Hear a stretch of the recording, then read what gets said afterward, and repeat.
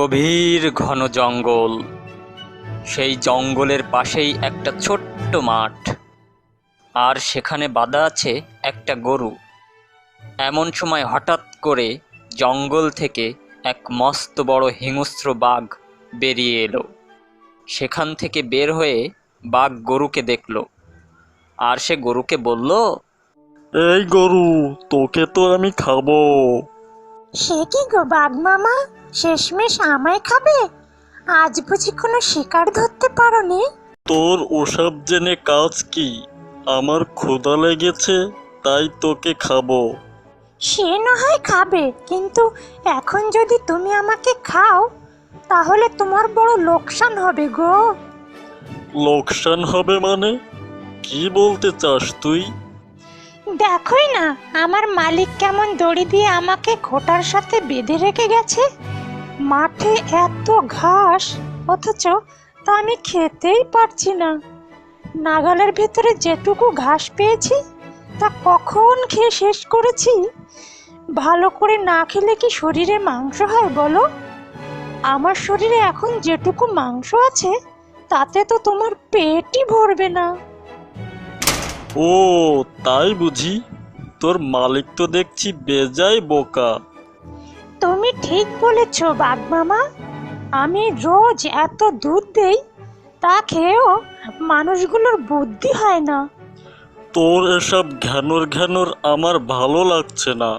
তোকে আমি এখনই খাবো। সে তো খাবেই, কিন্তু খাওয়ার আগে তুমি একটা কাজ করবে, তাহলে আমারও পেট ভরবে, তোমারও পেট ভরবে। কি কাজ বল শুনি। আমার দড়িটা তুমি খুলে দিয়ে যাও। আমি পেট ভরে মাঠের ঘাস খেয়ে শরীরে মাংস বানিয়ে নিই, তারপর তুমি আমায় খেয়েও খন। বেশ বেশ, তোর বুদ্ধিটা মন্দ না। আমি তোর দড়ি খুলে দিয়ে যাচ্ছি, বিকালে এসে তোকে খাবো। এই বলে দড়ি কেটে বাঘ বনে চলে গেল। গরু সারাদিন মাঠের ঘাস খেলো। বিকেলে বাঘ এলো আর বলল, এখন আমি তোকে খাবো। আরে বাঘ মামা, খেও খেও, এত তাড়া কিসের তোমার? দেখো, আমি সারাদিন খুব অল্প পরিমাণ ঘাস খেতে পেরেছি, তাতে আমার শরীরে আর কতটুকুই বা মাংস হয়েছে বলো? তাই তো দেখছি, আমি দড়ি খুলে দিয়ে গেলাম, তাড়াতাড়ি ঘাস খাচ্ছিস না কেন তুই? মামা, তাড়াতাড়ি খেলে বদ হজম হবে আমার, আর শরীরে যেটুকু মাংস আছে তাও ঝরে যাবে, পেট ভরবে না তোমার। তুমি একটা কাজ করো বরং।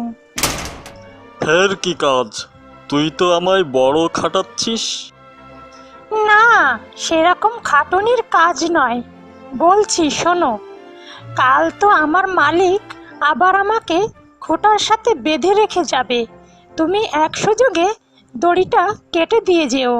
আমি আরও অনেক অনেক ঘাস খেয়ে শরীরে মাংস করে রাখবো।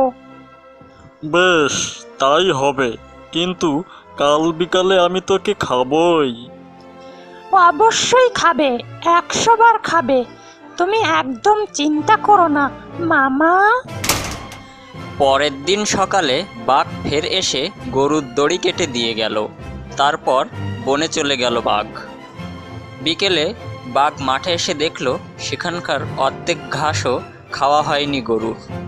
বাঘ তখন রেগেমেগে বলল, গরু, তুই কিন্তু বড় ফাঁকি মারছিস। আজও মাঠের পুরো ঘাস খাওয়া হয়নি তোর। আমার সঙ্গে চালাকি করছিস?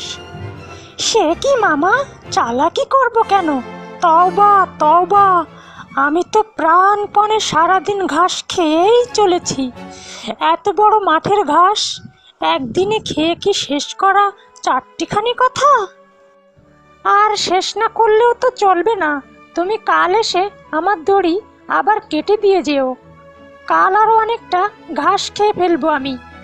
কথা দিচ্ছি তোমায়, 3 দিনের ভেতর মাঠের সব ঘাস খেয়ে শেষ করে দেব আমি। তখন দেখো আমায় দেখতে কতটা নাদুস নুদুস হয়। তুমি তখন আমায় 4-5 দিন ধরে খেতে পারবে। এই কয়েকটা দিন ছোটখাটো শিকার মেরে তোমার পেট চালিয়ে নাও, তারপর তো আমি আছি তোমার পেট ভরতে।